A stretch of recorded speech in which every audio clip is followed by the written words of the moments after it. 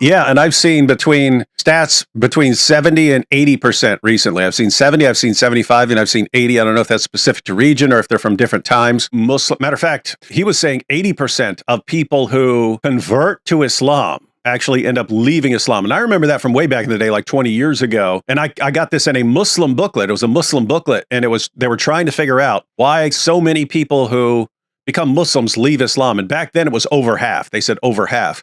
Recent years, I've seen 70%, 75%, and 80%. They're trying to figure out what to do. But I mean, just think about that. If you're talking 70, 75, 80% of people who convert to Islam leave the religion within a couple of years, then as you're doing dawah, you're actually making more ex-Muslims than you're making Muslims. If they do this big dawah campaign and they get 10,000 converts to Islam, studies show that 7,000 to 8,000 of those 10,000 are going to leave Islam. So what they actually created was 7,000 to 8,000 ex-Muslims right there. Wow. They converted to Islam and then left it. That's another loop. Share the same exact story. They converted usually because of either a man or a woman. And then what they found was after the relationship, let's say it didn't work out or whatever, that they tried to remain Muslim for some period of time, but they just found no fulfillment in it, no spirituality, just felt emptiness. The apostasy rate in Islam over a period of about 15 years go from basically 0% to about 24%. And that was several years ago when that statistic came out. You're a dawah guy and you're looking at that trajectory. The trajectory continues, then Islam is in trouble. Totally different mindset from 20 years ago. The mindset 20 years ago was, if we sit back and do nothing. Now, we're going to go and continue doing dawah. So I'm speaking from the perspective of a da'i.